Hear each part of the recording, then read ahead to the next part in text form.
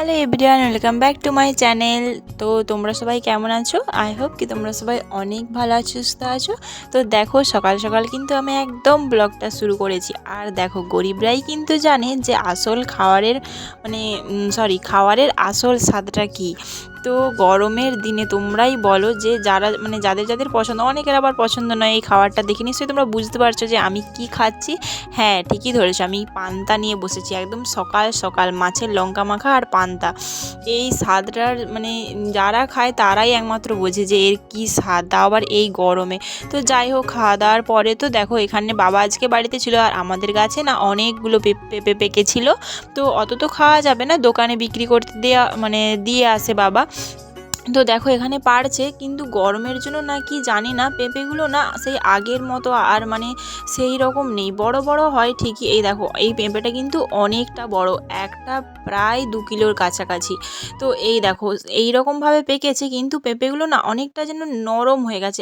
এই সময় কিন্তু পুরো কড়কড়ে থাকার কথা, কিন্তু অতটা নরম হয়েছে হয়তো গরমের তাপে বা যাই হোক। এখানে মা সবজিটাও কেটে নিচ্ছিল, একদম গরম বলে হালকা পাতলা সজনে ডাঁটা মাছ আম দিয়ে ঝোল হবে আর ভাত। আর এইদিকে দেখো এই দাদুটা না আমাদের এখানে প্রায়ই কি বলবো, এটা তো ভিক্ষেই বলে, আমি ওটাই বলছি, হয়তো তোমাদের তোমরা হয়তো খারাপ কমেন্ট করবে। তো যাই হোক, এখানে ভিক্ষে করতে আসে প্রায়ই। তো আমি ভাবি যে এত বয়সেও এইরকম চলে চলে অনেকটা দূর থেকেই আসে, এরকম ব্যাগ হাতে নিয়ে গরমে রোদে তো ভিক্ষে করতে আসে, কতটা কষ্ট হয়। তো যাই হোক, এখানে আমি এই চাল আর একটু পয়সাও দিয়ে দিয়েছি। তারপরে দেখো আর দুপুরটা আমি ব্লগ করিনি। তো সন্ধ্যেবেলা না এদিকে আমার দাদা যে বিয়েতে পরার জন্য ব্লেজারটা কিনেছিল সেটা না অনেকটা বড় হয়ে গেছে। তো এখানে তো সেরকম ব্লেজার কাটিং কেউ করেই না। তো বাইরে যেহেতু এগুলো বেশি চলে, তো দাদা তো বাইরে চলে গিয়েছে, আর ও একদম বিয়ের জোর 1 সপ্তাহ আগে আসবে।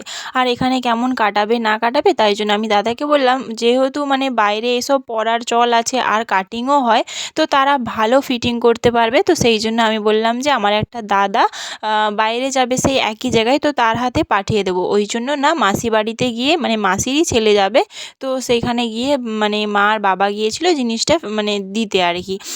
তাহলে নিয়ে চলে যাবে আর দাদাকে দিয়ে দেবে।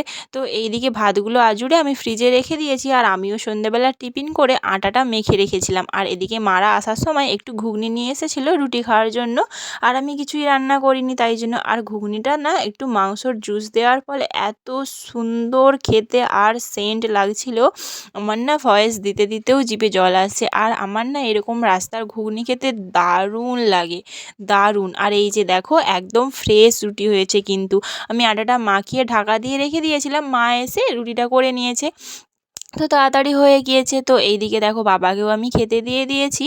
তো তারপরে মা আর আমি সবাই 3জনেই তো আছি, তো 3জনে একসাথে খেয়ে নিচ্ছিলাম।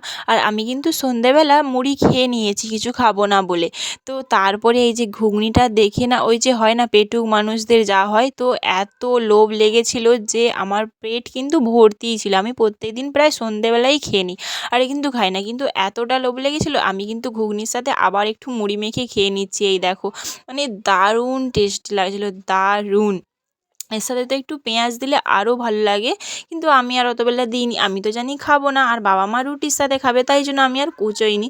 তো খাওয়ার সময় মনে হলো না একটু খেয়েই নিই, এই দেখো অল্প একটু মুড়ি নিয়ে ঘুগনি মাখিয়ে খেয়ে নিচ্ছিলাম।